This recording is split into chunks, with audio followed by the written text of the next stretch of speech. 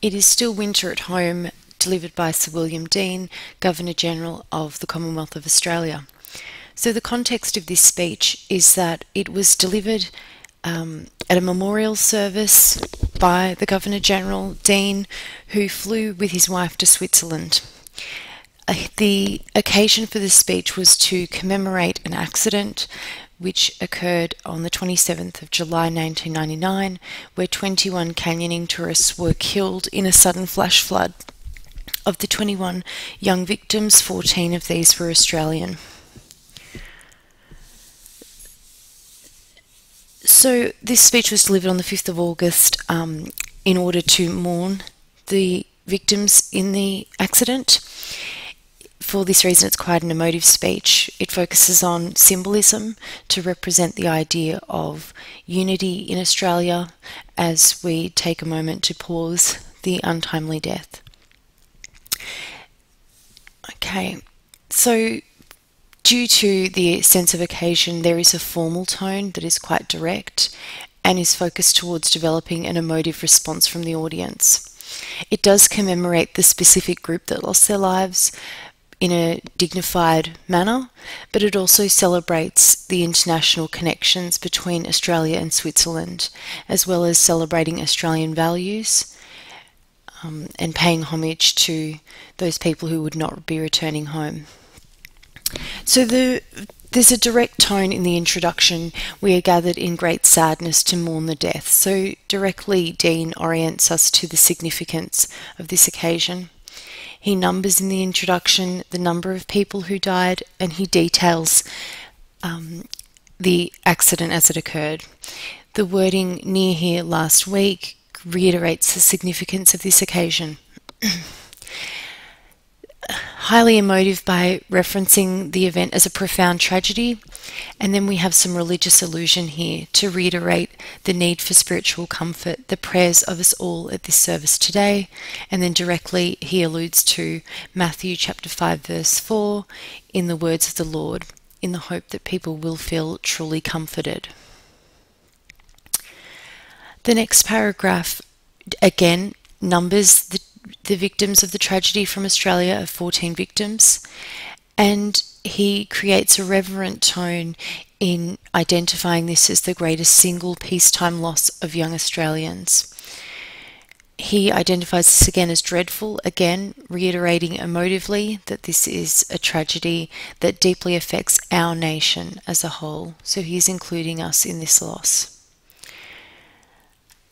The third paragraph steps into his purpose as the speaker, introducing himself as the Governor-General, and he creates a sense of patriotism and unity in the Australian people, identifying that he comes here on behalf of Australia and all Australians with the purpose to mourn and sympathise. He continually refers to the friends and family of the victims in this paragraph, reiterating to us a sense of unity through shared loss, building empathy for those who are directly affected by this event. The inclusive tone for us is inclusive of all Australians. So he's building a rapport with his audience and acknowledging a sense of national unity. The next paragraph shifts slightly towards the relationship between the nations, Australia and Switzerland.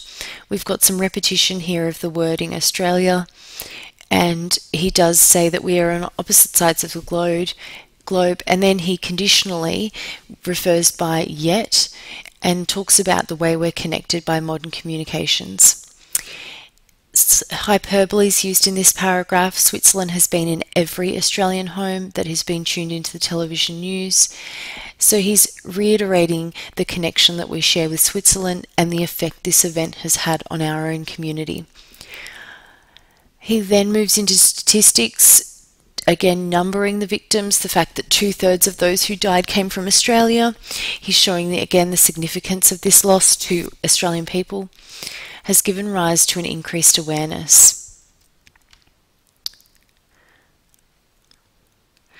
The next paragraph is highly emotive, and it progresses from focusing on the event and the emotive terms experiencing shock and sorrow, with that alliteration to emulate pain as ongoing. So shock, sorrow, building that sense of an ongoing feeling. He then goes on to talk about meeting with leaders in Switzerland and this solemn occasion that is occurring, and talking about that communication. He then continues this emotive connection with Switzerland by formally acknowledging, by showing his abiding gratitude for the help and assistance in the aftermath of the tragedy. So his emotive language is continuing here, again with alliteration, though it's juxtaposed with the idea of shock and sorrow in the opening line. He's now creating a sense of clarity through the words competence, compassion, and kindness, emphasizing with emotive praise the work of those in Switzerland, acknowledging their output in this situation and building a connection with them through that alliteration. The next paragraph refers to the youth of the young people. So we're building a connection to this idea of loss of life and untimely death.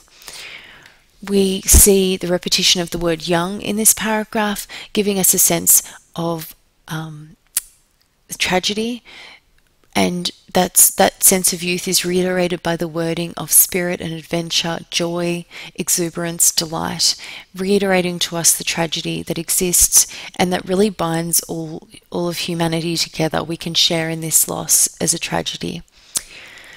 So a number of words in there reiterating a sense of life being lost in an untimely way, lives that are cut so tragically short. And inclusive language is used again, which is very key in this speech, and all of us feel and share in their collective loss, binding the audience together, connecting with the friends and family, and just the sense of sadness at this occasion. Again, he numbers the victims, 21 young men and women, reiterating that loss, a shining part of our humanity. And then we've got a literary allusion to the work of John Donne. No man is an island. Any death diminishes us all because we are all involved in mankind. So here we've got really strongly an idea of humanity, that we empathize with others, and that we, in a grief-stricken sense, share in emotions. We're now shifting to an anecdotal tone and are moving into the actual sense of occasion here. Yesterday, my wife and I, so we're moving to Deane's experience, together with family members and friends of the victims, visited the canyon where the accident occurred. We again number the victims of 14 young people to reiterate the significance of this. And we now see a symbol of Australia coming in here as a patriotic symbol, the 14 sprigs of wattle to represent those who lost their lives. So the wattle is now a symbol of home. It's the national floral emblem which we had brought with us, so showing their intent to connect the victims to their home. Moving to a colloquial tone to embrace and convey a sense of warmth, we felt that was bringing a little of Australia to them. So this paragraph really focuses on a symbolic gesture of loss and a symbol of Australian society. We've got an anaphoric pronoun in the next paragraph, so beginning each sentence with the pronoun it to refer to a sense of ritual, creating a sense of the stable persona, Deane, who is recounting to us a sense of loss and ceremony. So it was also in a symbolic way helping to bring them home to our country. That is not to suggest that their spirit and their memory will not linger forever here in Switzerland at the place where they died. Rather, it is to suggest that a little part of Switzerland has become and will always be, to some extent, part of Australia, as it will also be part of countries outside Switzerland, New Zealand, South Africa, and the United Kingdom, from whence they came. So the repetition of that wording part of, recreates a sense of a connection between the two nations, that Switzerland and Australia will eternally be bound and they will be part of one another through this experience. The next paragraph references the title, It Is Still Winter at Home. So we're showing that there is a change between Switzerland and Australia, and we're getting a feeling in this paragraph, the lost youth again. The symbol of the wattle is recurring here, but the golden wattles are coming into bloom, just as these young men and women were in the flower of their youth. And when we are back in Australia, we will remember how the flowers and their perfume and their pollen of their and our homeland were carried down the river where they died to Lake Brienz in this beautiful country on the far side of the world.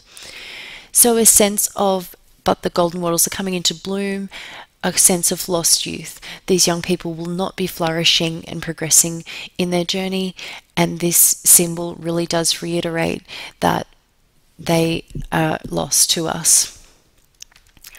The closing sentence again draws on the idea of religion as a sense of comfort.